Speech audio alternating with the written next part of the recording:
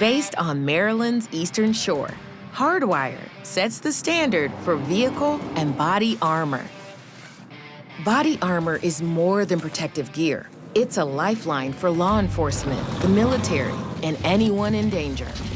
We make the lightest body armor on planet Earth. Our job is to stop the bullet. Hardwire draws most of its team from Worcester and surrounding counties. I can't say enough great things about them. It's truly about attracting brilliant people, both shop floor personnel and engineers.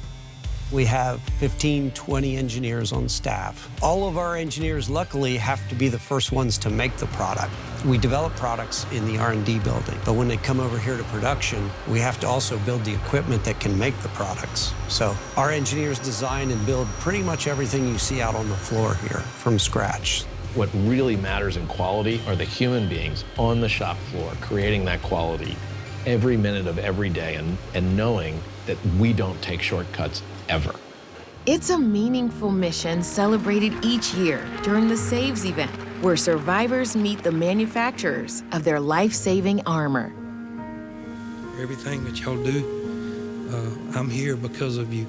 This is something very, very special, and the magnitude and what this feels like coming from the people that were actually saved. It's emotional, and we brought that here to our people. Hardwire wasn't founded as an armor manufacturer, but they soon became one. When we started, we were just making tapes of tire cord that could be laminated in composites. But then 9/11 happened.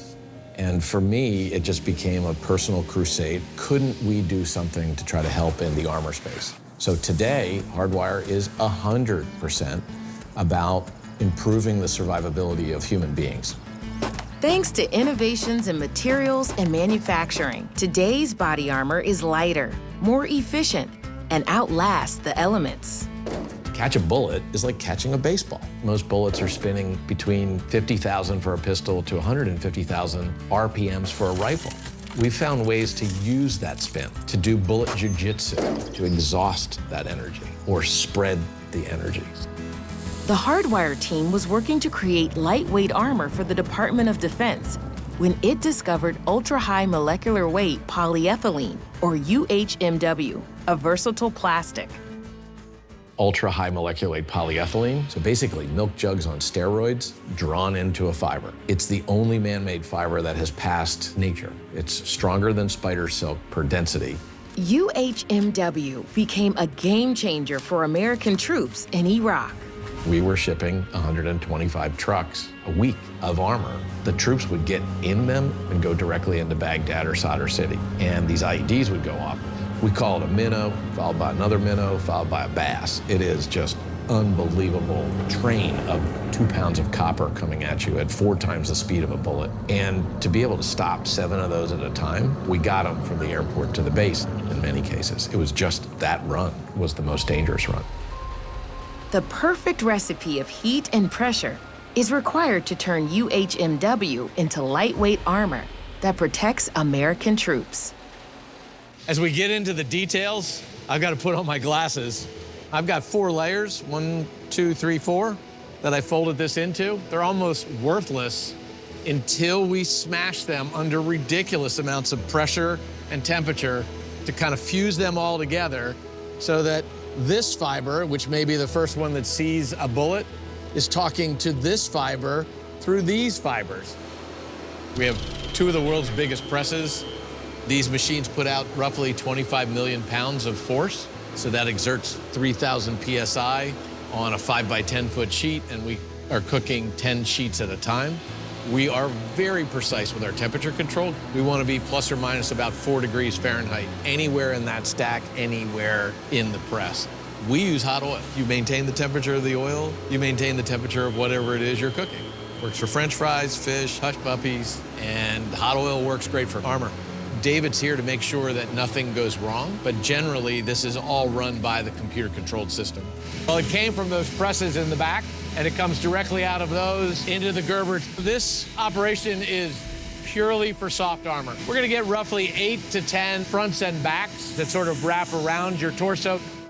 Only through comprehensive and demanding real-world testing can armor prove its worth on the battlefield. You can do all kinds of science, but where the rubber meets the road is inside that gun tunnel. You have to go shoot at stuff. That is the tunnel of truth. Before final assembly, the armor is outfitted with graphics printed without dangerous volatile organic compounds, or VOCs. And I'm here with Mia, one of our most cross-trained employees, who's actually an ex-GI Josephine. She's one of the best employees we got, and she's running the printer today. I worked in the United States Army Reserve Command. Just coming from a veteran perspective, that I can touch on the other side of helping lives. The Virginia Tech shooting in 2007 marked a turning point for George and the Hardwire team. That just broke my heart. We knew we made really lightweight stuff that could be very useful to save lives because seconds count. The Hardwire team developed the Emergency Response Shield, a tool designed to be as accessible as a fire extinguisher. I have a kindergartner and a second grader, so if you want to talk about how it hits home with Sandy Hook and Uvalde, I can't even imagine. We stop bullets for a living all day, every day. The Emergency Response Shield is really a passion project for us. And it's just so easy to add this layer of defense. And that doesn't mean that's the only layer. It's just a layer. As a father, I can tell you, my kids' school's one of the best protected in the United States, if not the world. Because it's not going to happen on my turf, not because I don't believe it can't happen. It's because I do believe it can happen. Today, we're going to be putting together just one of our ERS shields. Sean's going to be putting it together. You never know where the enemy's going to come from or what they're going to do. I'm just going to assume for a second our cameraman today is an active shooter. So this is very quick to either grab off a wall, a table, wherever you happen to be. Now all of a sudden I'm mobile. He can't even see me. All he sees is red and boom, I'm in his face. And that, with corners, okay, is going to disarm you, disable you, and the last thing you will see is a big red square. The Emergency Response Shield has evolved over time. It's such an incredible experience to know that we're building something, we're making something, and knowing that it's going to go keep someone safe or save a life just is so meaningful. At the end of the day, it's about bringing people home to their families. That's it.